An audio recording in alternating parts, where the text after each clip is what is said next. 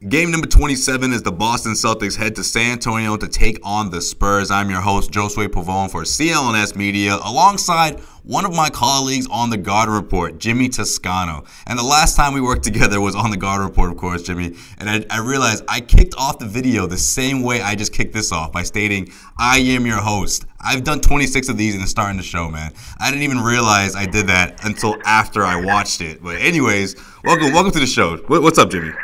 What's up, my brother? It's good to get the band back together off a video and on a little podcast line here. Yeah, I try to get one of us on here every other week or so. I had Jared on, I had Nick Gelso, Trags, and they've all killed it. So now it's your turn. So no pressure, man. Just don't mess up. Wow, you're really digging deep putting Nick on there, huh? What was that, like your 6th or 7th option? Yeah, that was a rough night. But of course, he was willing to do it. He didn't have much else going on. I hope he is this, yeah.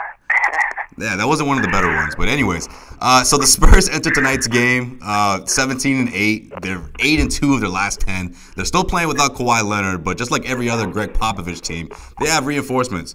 LaMarcus Aldridge is back to being the trailblazer version of himself. You got Rudy Gay, who's been playing well. Tony Parker just made his season debut not too long ago. On paper, Jimmy, where does this team stand in the upper echelon of the Western Conference? I put them right up there at the top now. I mean, if you look at them, they started off the year 4-0. They went through that little slide, that 4-game losing streak, including a game in Boston where the Celtics beat them. But since then, I mean, if you look at them, they're playing like one of the best teams in the NBA. I think they're 13-4 since then. So, I mean, this is the Spurs that we've come to know over the last, 10, 15 years. And this is all without Kawhi. And, they keep it pretty tight-lipped over there, but it sounds like he's inching closer and closer to a return. I don't expect him to be back, Friday. That would be kind of wild, but, this is a team that's starting to come into their own. They're a veteran team, obviously, with Aldridge. You already mentioned Parker's back. They got Gasol, Danny Green. So these guys, they've been there, they've done that. They don't get rattled. They'll take their loss here and there, and of course, age catches up to I think them once in a while. But they're still rolling with Duncan. They've also got some youth on that squad, and with Leonard coming back eventually, I think this is a team that you definitely have to worry about. If you're the Celtics, you don't have to worry about them, and unless you meet them in the NBA Finals. But they definitely have to take them seriously going into San Antonio, potentially without Morris, potentially without Brown, depending on how that eye looks. So. This is the team, the Celtics, they will be ready. Well, they will have no choice but to be ready for them unless they want to get it handed to them. The Celtics enter tonight's game trying to make it 5 in a row. We got Jason Tatum coming off of back-to-back 17-point performances. He's still the most accurate three-point shooter, shooting at 51.9%. And Kyrie Irving has turned into Mr. Fourth Quarter lately. He closed out the last 2 games, and he may find himself in a similar scenario tonight. My question is, Jimmy, who's the guy who's going to step up when he's not feeling it in those last couple of minutes of the game? And should that be a legitimate concern for this relatively young Celtics team? Are you saying aside from Kyrie? Right. When he's not feeling it in the fourth quarter, who's going to be the guy to step up? And should that be a concern that they don't really have that go-to guy when he's not on? Oh, well, that is a good question because it sounds like it's never going to be the case. It's just Kyrie Irving's just going to be the best fourth quarter player in the history of the NBA for the rest of his NBA career, right? But, no, you're right. I mean, I think Tatum, he's playing well above what people expected out of him at this stage, and he's really stepped up in that fourth quarter. I think, obviously, Horford is a guy that a lot of people will say, might make the extra pass instead of taking over offensively and making that extra shot. But I think he's definitely a guy that he can read situations well. And if he sees that Kyrie might not be on his game, which is going to happen, or Tatum, for whatever reason, it looks more like a rookie than a 10-year veteran, I see Horford as being that guy. Although he isn't always that guy, I still think he is capable, especially more this year. He is more assertive this year than he was last year. I think everybody would agree with that. I think he's a player that certainly can step into that fourth quarter role. He's going to be out there on the court, and I think he's a player that they will look to at points when somebody like Kyrie or somebody like somebody like Tatum isn't there. And of course, maybe not Friday, but you also have Jaylen Brown, who has taken a huge step in his second year, and he has definitely risen to the occasion. I mean, just think about against the Warriors. I mean, you saw the way he stepped up in that game, and he certainly does not shy away from the limelight or that fourth quarter. I think there's still some there's definitely room for growth for him. I mean, there's some turnover issues and the occasional ill-advised shot, but I think generally speaking, he's a guy that is coming into his own and will just in a matter of time be another player that could look towards in that crunch time situation. This edition of the Celtics pregame report is brought to you by DraftKings.com. Head to DraftKings.com and use the promo code CLNS for a free sign-up with your first deposit and for a shot at your share of $10,000 in total prizes. That's DraftKings.com. Use the promo code CLNS and get yourself paid. Jimmy, don't look now, but Isaiah Thomas is coming. He was cleared to play 4-on-4 recently and could be back in action as early as next week while the Cavaliers are riding high on a 13-game winning streak. How concerned should the Celtics be?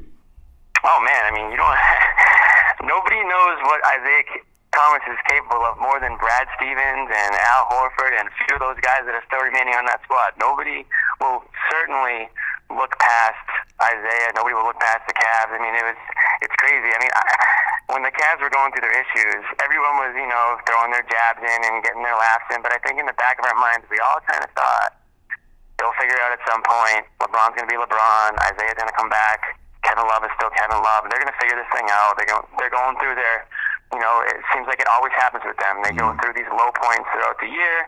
They figure it out, and all of a sudden they're the favorites again. So it's definitely going to be, I think the word I'm thinking of is fun. I mean, you want Isaiah Thomas. I mean, listen, he meant so much to the organization in those couple of years.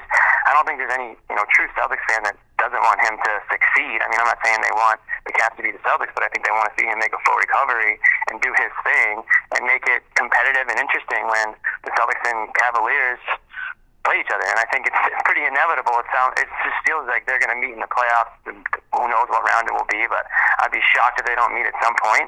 And that is just going to be such a wild and crazy and fun, stretch of games where I'm excited to see how it shakes out. But I mean, Isaiah is going to be playing with, obviously an all-time great player, LeBron, and I'm going to be interested to see how he adapts to being, that second option as opposed to being the guy in Boston, clear-cut the guy. Now you're kind of shading towards LeBron in some situations. And I also want to see how LeBron allows for Isaiah to be successful because, let's be honest, there's plenty of attention needs to be given to LeBron, and that's going to open things up for Isaiah Thomas, just like it does for Kevin Love and whoever else might be out there, J.R. Smith. So it's going to be fun.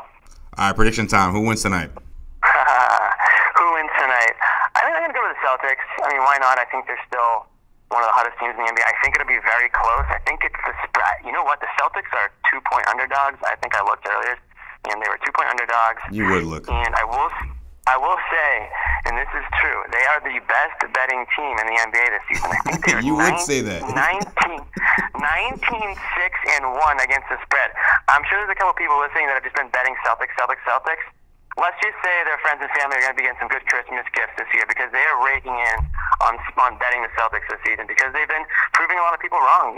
Gordon Hayward goes down and everyone obviously has low expectations and they continue to prove people wrong. Another cool stat, they're 7-3 in games that they are down double digits at some point. So if, say, the Spurs jump up early, we know that you just can't count this Celtics team out. So I expect, the same thing that we've been seeing all along is that the Celtics aren't going to give up. They might go down, and then you bring in a bench guy or two that they kind of turn things around. But it seems to be Shane Larkin recently. I mean, he comes in on a whim, and things slowly turn around, and then all of a sudden it's a 5-point game in the fourth quarter, and then Kyrie takes over. So I'm going to stick with the Celtics. I think it'll be close. I think it'll obviously be competitive in San Antonio. It's not an easy place to play. But with Kawhi out, with Tony Parker just coming back and not really playing, he's playing limited minutes, and who knows if he's even gonna, I think they're still resting him here and there, so we'll see how that shakes out. But it'll be fun, it'll be close. I'll give it to the Celtics in a close one. All right, you heard it. Jimmy Toscano, check out his stuff, of course, on the Garden Report for CLNS Media. Also, give him a follow on Twitter. He's at Jimmy_Toscano. Jimmy, I think you did a pretty good job. I got to hand it to you. I'll give it to you right there. Okay. I'm passing grade. I'll take it. Maybe I earned it. Maybe I earned the invite back. We'll see. Yeah, you may. Maybe in the future. We'll see. But, hey, I'll see you next week, man. All right, man. Thanks for having me. Well, that's going to do it for this edition of the Celtics pregame report. Make sure you listen to Celtics Beat Sunday morning where Larry H. Russell will have you ready for the game between the Celtics and the Detroit Pistons as they will look to avenge their loss at TD Garden. Make sure you download the CLNS Media mobile app where you can tune into that episode and every other episode too. Larry H. Russell does a tremendous job with Celtics Beat, and he'll get you all set and ready for the matchup between the Celtics and the Pistons. Weekday shows air on the Celtics Newsfeed channel, on iTunes, Stitcher, and of course the CLNS Media mobile app. For today's Boston Celtics pregame report with Josue Pavone, this is Josue Pavone signing off.